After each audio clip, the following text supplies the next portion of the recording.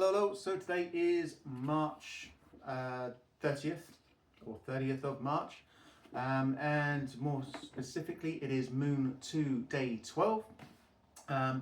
So my name's Ollie. This is Red Sun Horizons. I'm an Eastern physiotherapies practitioner from the south of England. So that's Daoyin Tai Chi and acupuncture, acupressure, and Dao stones, and etc. etc.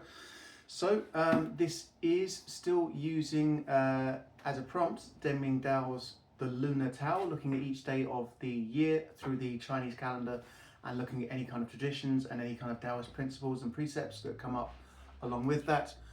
So there are no festivals today. There's no specific references to any deity or honouring any deity on today, as in Moon 2, Day 12.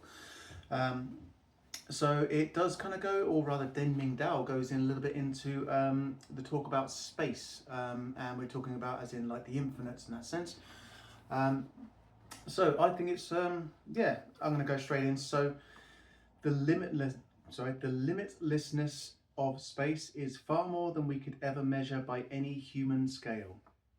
The measurement of a light year was invented to cope with this overwhelming space.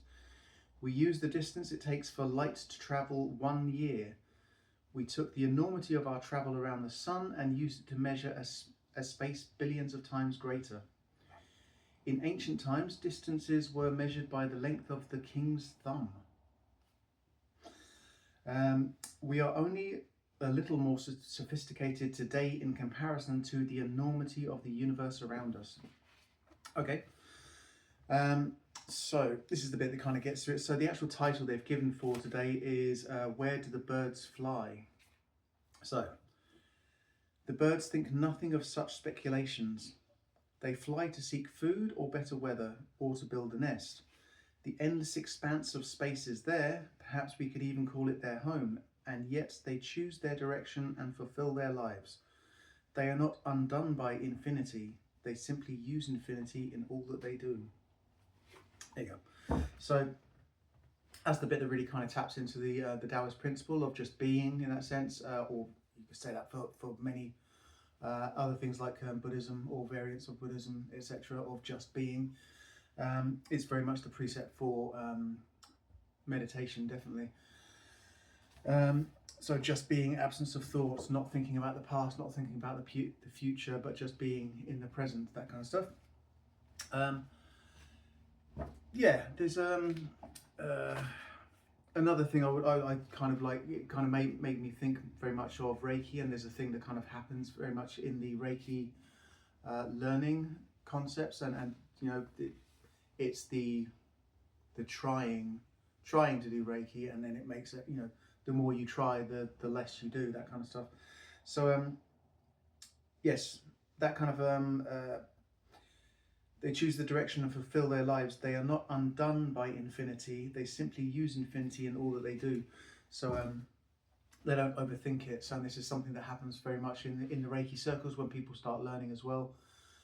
People are trying to force Reiki or trying to project, etc., rather than just allowing things to flow. And ultimately, any kind of mental tension creates physical tension, and that inhibits the flow of the higher frequencies, which should be able to just exactly that flow. So and I would reiterate that again. I have said this before. Obviously, I think Reiki is something that I would say should be taught in schools. And there should be a small syllabus, and everyone should be attuned or have some kind of variant of that kind of thing, because I think it is, for me personally, it's probably the most instant catalyst for compassion and understanding someone or integrating with someone.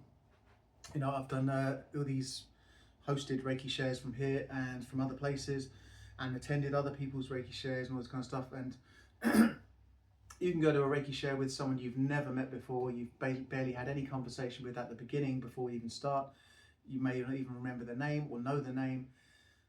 And then just by treating them on the couch and vice versa, you automatically have this pair bonding, integration, and a greater understanding and empathy, compassion for each other. It kind of breaks down so many walls, which is kind of where human society is now. We need a catalyst like that you know. So I would encourage everyone to, if you're interested in Reiki, I would say, you know, go find a teacher, find a couple of teachers, and find the one who is for you, you know, as a person, not the system, not how big is their syllabus compared to someone else or anything else, because ultimately it's the simplicity of Reiki you want. Everything from that, you can add your own little flourishes, you can learn this, that, and everything else, but just learn the foundation, but gravitate towards the teacher that is right for you, as in the personality, so there's no clash. Okay, so keeping this pretty brief there, I'm just going to add one thing, or one passage from the Tao Te Ching. Okay, so it kind of spawns on from this. So it is number 9. So fill your bowl to the brim and it will spill. Keep sharpening your knife and it will blunt. Chase after money and security and your heart will never unclench. Care about people's approval and you will be their prisoner. Do your work, then step back. The only path to serenity. Okay, nice and short, so it's under 10 minutes. I will leave it there, and tomorrow is the Festival of Hong Xing. It was a sage, but we'll get to that. That's everything for today. I will see you tomorrow.